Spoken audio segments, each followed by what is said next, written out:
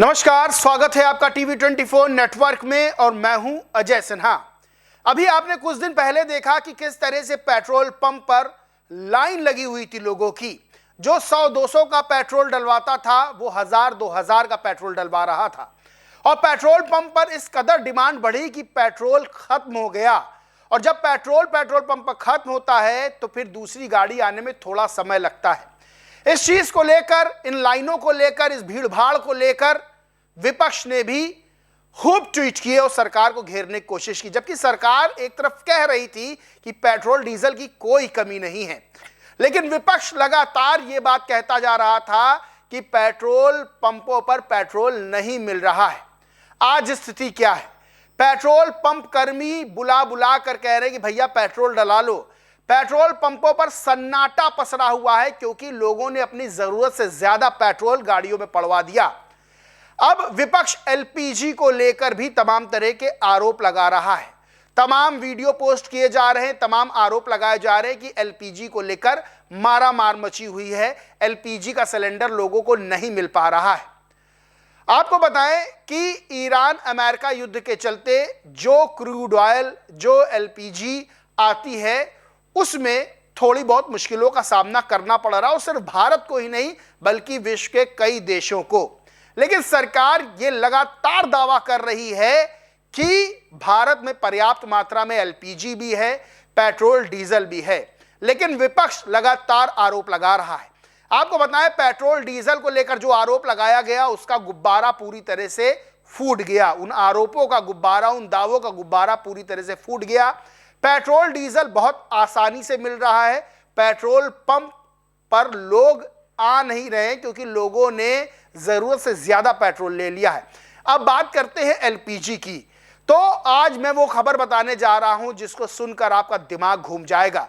दरअसल कुछ लोग आपदा में अवसर तलाशने की कोशिश करते हैं और ऐसा ही नाम सामने आया है मोहम्मद आमिर का, जिसने 1, 2, 10, 20, 100 नहीं बल्कि 414 सिलेंडर उससे जब्त किए गए हैं। वो 414 सिलेंडर रखे हुए था अपने पास। यानी सोचिए कि एक तरफ विपक्ष ये आरोप लगाता है कि एलपीजी के लिए लाइन में लगे हुए हैं, लेकिन आखिर इसके पीछे है कौन? क्यों लोगों को मजबूर होना पड़ रहा लाइन में लगने के लिए? एक तो तमाम तरह के आरोप कि पेट्रोल और डीजल खत्म हो गया, एलपीजी खत्म हो गई, लेकिन इसके पीछे खेल कौन कर रहा है यह जानना बेहद जरूरी है। मनी कंट्रोल न्यूज की खबर है, लिखा है हैदराबाद एलपीजी रैकेट। हैदराबाद में अवैध एलपीजी रैकेट का भंडाफोड़, 10 गिरफ्तार, 414 सिलेंडर जब्त। अंदर लिखा है हैदराबाद के बंजारा हिल्स में अवैध गैस सिलेंडर कारोबार चलाने के आरोप में कम से कम 10 लोगों को गिरफ्तार किया गया है। पुलिस ने इनके पास से 414 सिलेंडर और 10 गाड़ियां भी जब्त की है, जिनकी कुल कीमत करीब 21,88,000 रुपए बताई जा रही है। टीवी 9 भारतवर्ष की खबर है, लिखा है कब्रिस्तान में छिपा कर रखे गए 414 सिलेंडर देखकर अफसर भी हैरान रह गए, जाने पूरा मामला। अंदर लिखा हुआ है कि पंजीगुट्टा इलाके से संचालित इस गैंग के 10 आरोपियों गिरफ्तार किया गया है। 414 सिलेंडर जब्त किए गए हैं। आरोपी गैस की कमी की अफवाह फैलाकर सिलेंडर 3 गुना कीमत पर बेच रहे थे। जब्त किए गए सिलेंडरों में 30 सिलेंडर बड़े जो 47 किलो के हैं, कमर्शियल सिलेंडर 148 19 किलो के सिलेंडर, 35 छोटे सिलेंडर जो 5 किलो के होते हैं, साथ ही 192 खाली सिलेंडर जो 19 किलो के हैं और 9 खाली सिलेंडर 5 किलो वाले ये जब्त किए गए हैं। अब बड़ा सवाल ये खड़ा होता है कि क्या विपक्ष, क्या मोहम्मद आमिर की बात करेगा? क्या बताएगा कि मोहम्मद आमिर ने 414 सिलेंडर जो अवैध रूप से रखे थे, कब्रिस्तान में छुपा के रखे गए थे, उसकी वजह से कई लोगों को दिक्कतों का सामना करना पड़ा होगा?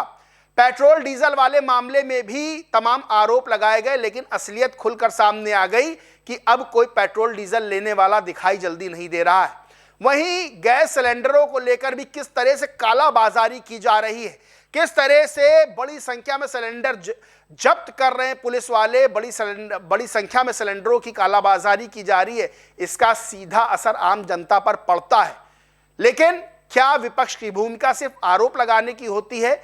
क्या विपक्ष की भूमिका यह नहीं होती है कि सच को सामने लाया जाए?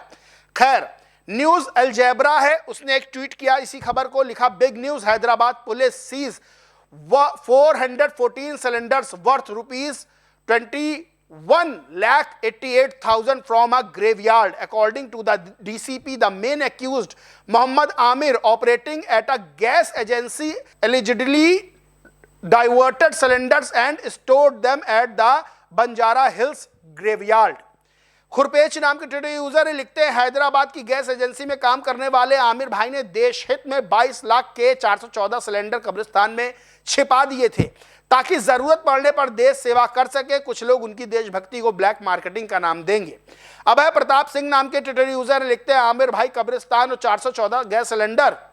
जब विपक्ष आरोप लगा रहा है कि ईरान युद्ध के कारण गैस की कमी है, तब आमिर ने 414 गैस सिलेंडर कब्रिस्तान में छिपा रखे थे। खैर, हैदराबाद पुलिस ने सभी सिलेंडर बरामद कर लिए हैं और आमिर को पकड़ लिया है। यानी सोचिए कि पीछे इसके कौन काम कर रहा है? मोहम्मद आमिर जैसे लोग, जो जब देश को एक होना है तब ऐसे लोग गैस सिलेंडर की कालाबाजारी कर रहे हैं। विपक्ष सरकार पर आरोप लगा रहा है। सरकार ये दावा कर रही है कि पर्याप्त मात्रा में एलपीजी है, पर्याप्त मात्रा में पेट्रोल और डीजल भी है, लेकिन लगातार विपक्ष ये आरोप लगाता है कि नहीं, कमी है, लोग समस्या से जूझ रहे हैं। लेकिन पेट्रोल डीजल वाले मामले में सच क्या था वो सामने आ गया कि किस तरह से पैनिक क्रिएट किया गया, किस तरह से अफवाह फैलाई गई और लोग उस अफवाह का शिकार हुए। पेट्रोल पंप पर जाकर उन्होंने भीड़ में लगकर मशक्कत कर अपनी गाड़ियों में ज्यादा पेट्रोल डीजल डलवाया और आज स्थिति यह है कि पेट्रोल पंपों पर सन्नाटा पसरा हुआ है।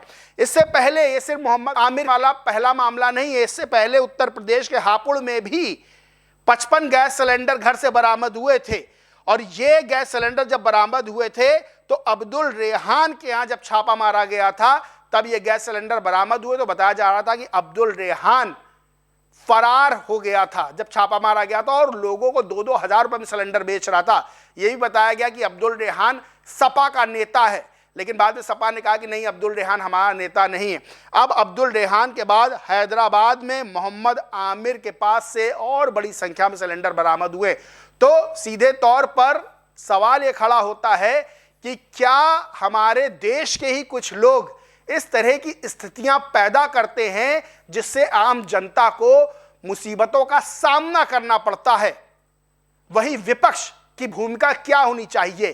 क्या विपक्ष की भूमिका यह होनी चाहिए कि हर चीज में सरकार घेरे, या फिर विपक्ष की भूमिका यह होनी चाहिए कि लोगों को सच से रूबरू कराए, लोग पैनिक ना हो, लोग घबराएं नहीं? क्योंकि पेट्रोल डीजल वाले मामले में देखा गया था कि लोगों को घबराहट की वजह से लोग अचानक पेट्रोल पंप पर पहुंच गए और वहां डिमांड 10 गुना से ज्यादा बढ़ गई, जिसकी वजह से दिक्कतों का सामना करना पड़ा।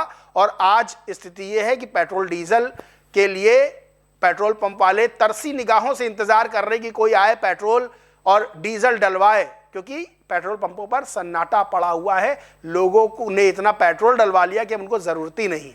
इस पूरे मामले पर आप क्या सोचते मानते, कमेंट करके जरूर बताएं। वीडियो अच्छा लगा हो तो लाइक करें, शेयर करें, चैनल को सब्सक्राइब नहीं किया तो सब्सक्राइब करके बेल आइकन जरूर दबा लें। धन्यवाद।